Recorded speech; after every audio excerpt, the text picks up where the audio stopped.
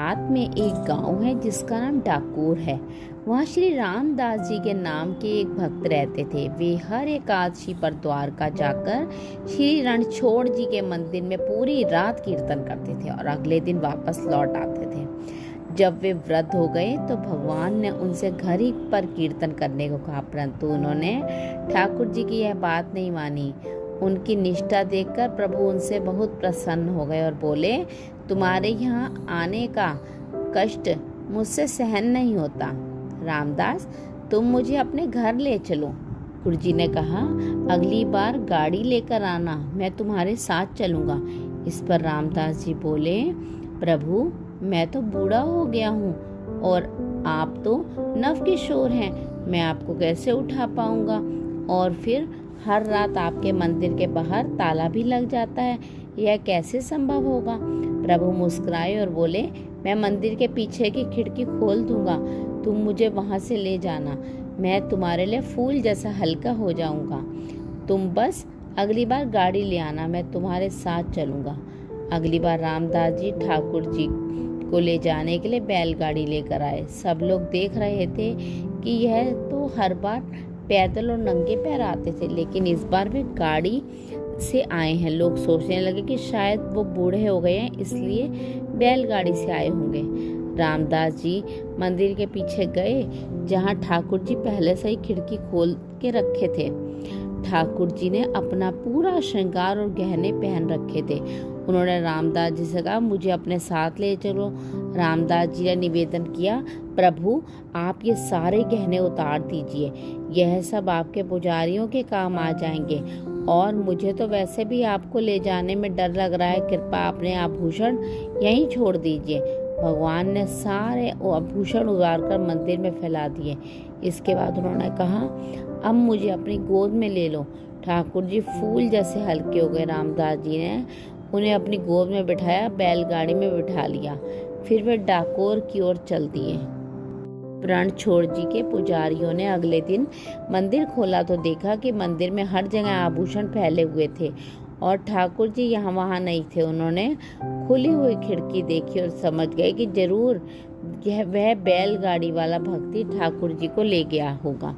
सभी पुजारी घोड़ों पर सवार होकर और भाला बर्छी लेकर ठाकुर जी को ढूंढने निकल पड़े। उन्होंने रामदास जी को ढूंढ लिया और उनका पीछा किया। रामदास जी ने ठाकुर जी से, प्रभु ये तो हमारा पीछा कर रहे हैं, अब हम क्या करें? पास ही एक तालाब था। ठाकुर जी ने रामदास जी से कहा, मुझे इस तालाब में छुपा दो। रामदास जी ने ठाकुर जी को तालाब में छुपा दिया। ठाकुर जी के पुजारी उन्हें ढूंढते हुए रामदास जी के पास गए और उन्होंने ठाकुर जी के बारे में पूछने लगे। जब रामदास जी ने कुछ नहीं बताया तो उन्हें भालों से मारने लगे। पुजारियों की नजर तालाब की तरफ पड़ी तो वहां खून से बहता हुआ दिखा। वे सभी दौड़े हुए तालाब की ओर गए। उन्होंने देखा कि ठाकुर जी जल में खड़े थे, उनके शरीर पर भालों के घाव थे जिनसे खून निकल रहा था। पुजारियों ने ठाकुर जी से वापस चलने को कहा। ठाकुर जी ने उनसे कहा, तुम जैसे निर्दयी लोगों के साथ मैं वापस नहीं चलूंगा, मैं तो रामदास के साथ जाऊंगा। पुजारियों ने ठाकुर जी से कहा, प्रभु आपकी वजह से जो धनराशि मिलती है उसी से हमारा जीवन चलता है। ठाकुर जी ने उत्तर दिया, बस धन की ही बात है ना रामदास जी, तुम सबके को मेरे वजन के बराबर सोना दे देंगे।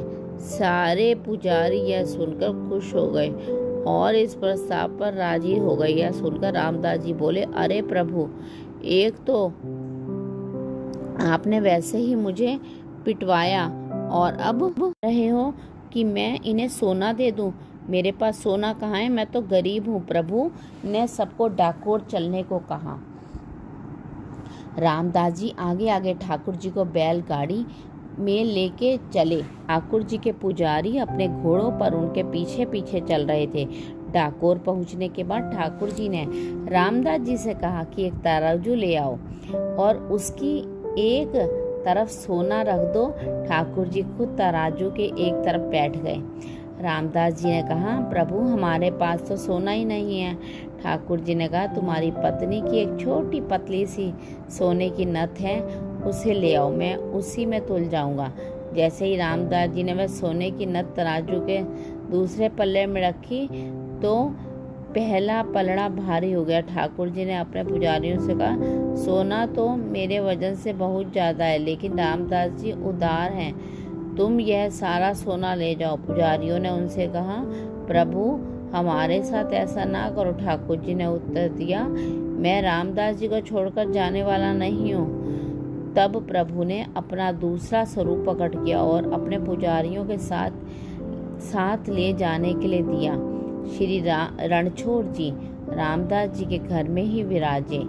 इस प्रसंग में भक्ति का प्रताप प्रकट होता है। भक्त के शरीर पर पड़ी चोट को प्रभु ने अपने ऊपर ले लिया। रामदास जी भगवान को एक डाकू की तरह लूट लाए थे, इसलिए उनके गांव का नाम डाकोर पड़ा। आज भी श्री रणछोड़ भगवान को इस घटना की याद में पट्टी बांधी जाती है।